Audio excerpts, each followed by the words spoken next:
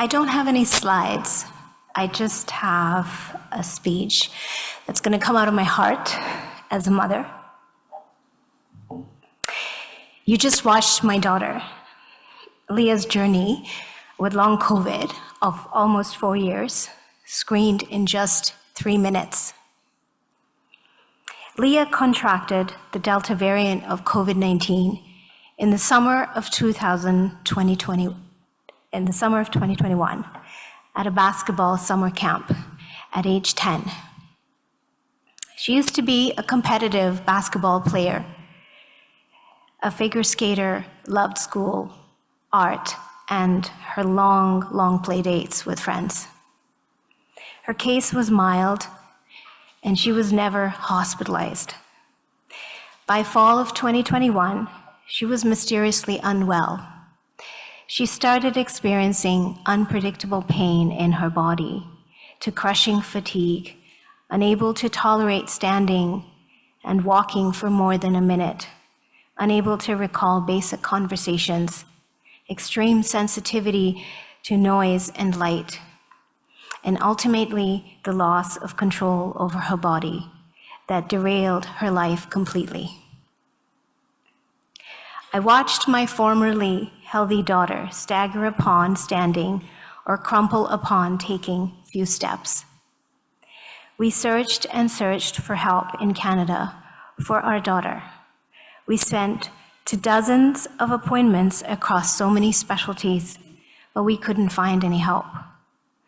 Over and over, Leeya was disbelieved, and we were told that the standard tests all looked normal. Most doctors blamed her issues on anxiety and told us to practice better sleep hygiene, or they just didn't know what to do. In the summer of 2022, desperate for answers, her dad and I took her to Germany for a particular blood test that was unheard of in North America at the time. Microclot testing as a key biomarker in supporting a diagnosis for long COVID as being mentioned in research constantly. I suppose when your own country won't believe your child's illness, you have no choice but to visit countries that will. In Canada, the word biomarker seems to be frowned upon or disbelieved, which has been my experience each time I bring it up to the doctor. I still can't find a doctor who is willing to even discuss it with me. Similarly, when my daughter could no longer stand or walk due to dizziness, I asked our doctors for a simple tilt table test or a 10-minute stand test to check her autonomic nervous system response. The response I got was simply, "We don't have that testing here." And that answer was given to me as if it was a sufficient answer. I live in Calgary with a population of 1.3 million, and there is not one pediatric tilt table in the city that I know of. And that was the end of the discussion for my daughter. Meanwhile, my daughter was unable to stand unassisted for even just a minute. Her test in Germany showed she had microclots and heavy clumping of platelets. That meant that there was very little oxygen flowing in her body. And it also meant that all those physical symptoms were the exact same reason why. I suppose for one brief moment, I was just grateful to know that there was a biological reason for her illness. But that was quickly replaced by a deep sadness for her and all that meant for her future. I became afraid for her returning to a country that would believe her no matter what evidence we produced.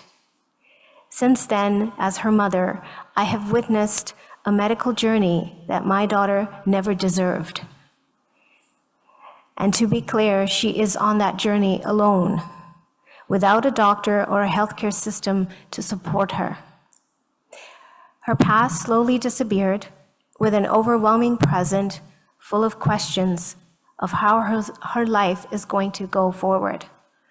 What are the limits of her life now, and where will this disease lead her? Mommy, she says to me often, will I ever heal? Will I ever recover? So much continued to be lost in our lives as Leeya's long COVID symptoms continued and worsened. We noticed very quickly who were our real friends and family and who made a quiet exit out of her lives, anxious to get back to a normal after the pandemic. I was unable to continue working in my job while caring for her full time and had to make the difficult decision to resign. My career and my professional identity became another thing that COVID stole from my family. Even though I resigned from the job I had, I never stopped working. I just went from a paid job to an unpaid one, like so many women across the globe.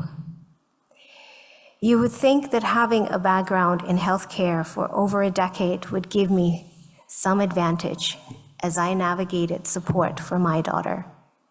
I didn't, and that is really hard to admit. But I have tried everything that I know how to do, and I'm still not able to get my daughter the help she needs. I cannot explain to you how that feels as a mother. My experience is that our healthcare system is overwhelmed, staff are burnt out, and providers don't have the bandwidth for this novel new disease called long COVID. Long gone are the days of healthcare focused on health, healing, and connection with the whole person. My family longs for that human touch, the compassionate care and empathy that we experienced from doctors and nurses 10 years ago. I suspect that many of you in this room today long for that also. Leeya is not the only one fighting this invisible condition. Every day, my family's story, Leeya's story, is happening on repeat across Canada. Parents of sick children are lost, confused, worried sick that they cannot find help. They can't find the doctors that will believe them.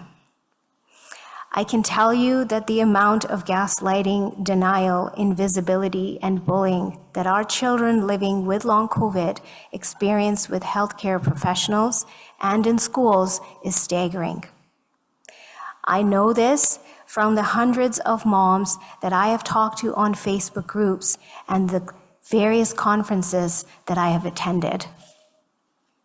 We are talking to each other every day because for now, we are the only ones that will listen. By the end of this symposium, you will have heard about lived experiences from 3 teenagers at different life stages. They have been misunderstood, constantly doubted, and they have been misdiagnosed and accused of it all being in their heads. They have real challenges at school that hinders their learning. They have experienced social isolation and bullying. It is only through listening to the lived reality of these kids living with long COVID, like Ethan, Leeya, and Alex, and so many more, that we can start to put the medical resources together to get them the help they deserve. I'm ashamed to say that in Canada, 4 years after the pandemic, we still don't even have any numbers to say just how many children are affected by long COVID. I'm also ashamed to say that 4 years later, Leeya still has to explain and relive and describe her symptoms in excruciating detail at each medical appointment as if the doctor has never heard of it before. The mere fact that she has to constantly explain it is exhausting.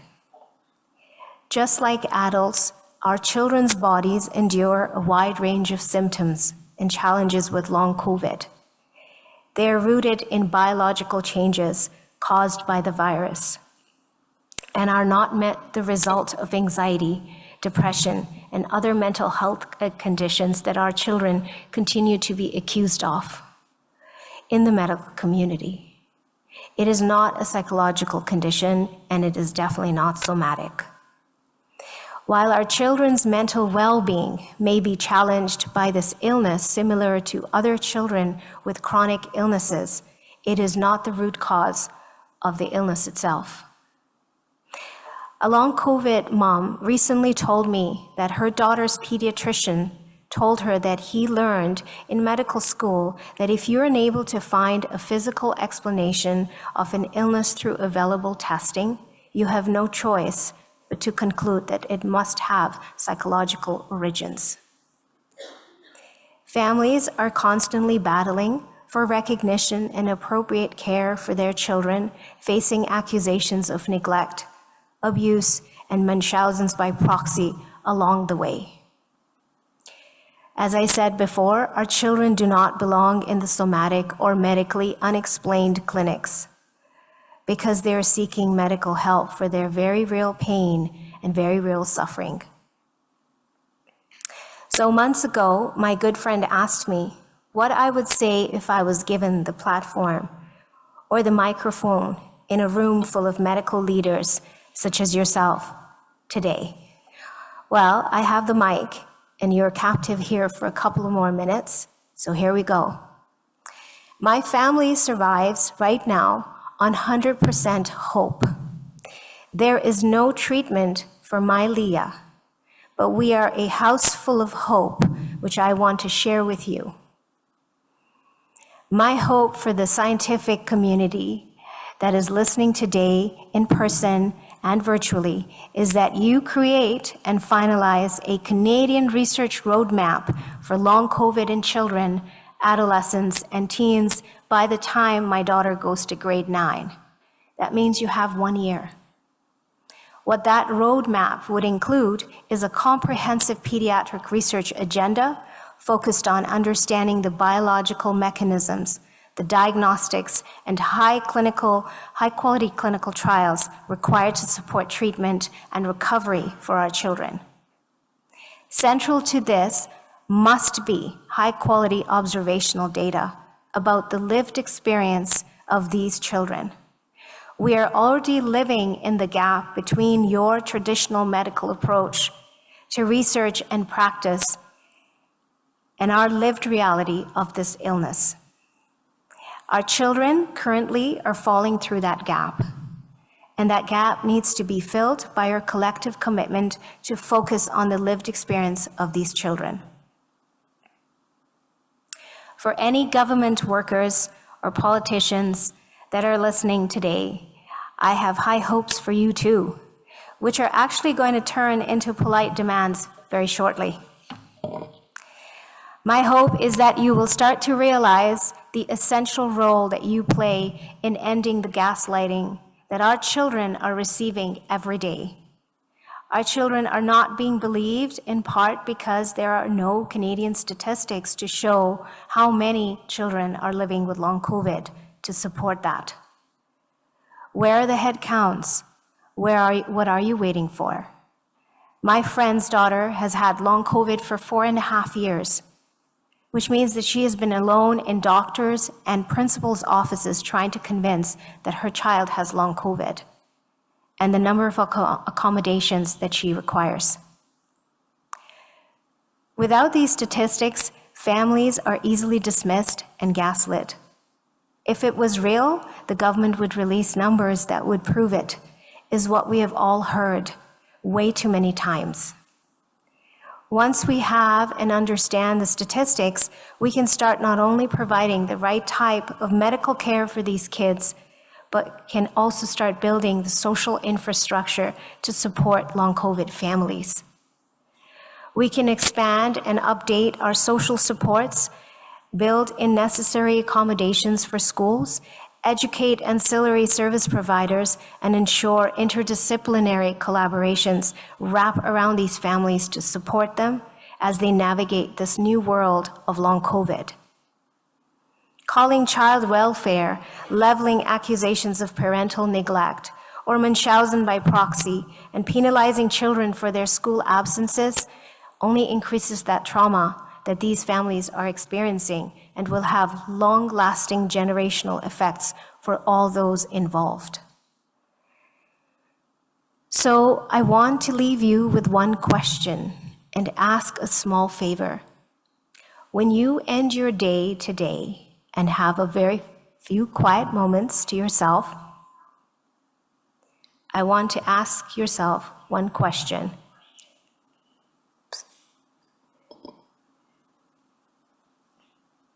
What if,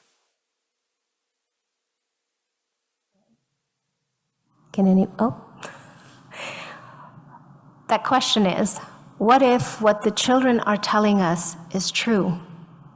What if there is something new and unknown happening in these children's bodies that doesn't show evidence through any of our traditional testing and is causing them tremendous harm and suffering? And no one believes them. Doctors, teachers, and other adults that they look up to don't believe them and won't help them, even when they're in pain. So I'd like you to please spend a few minutes today thinking about what that must be like for them. Maybe walk a mile in their shoe. What if everything they're telling us is true? Thank you.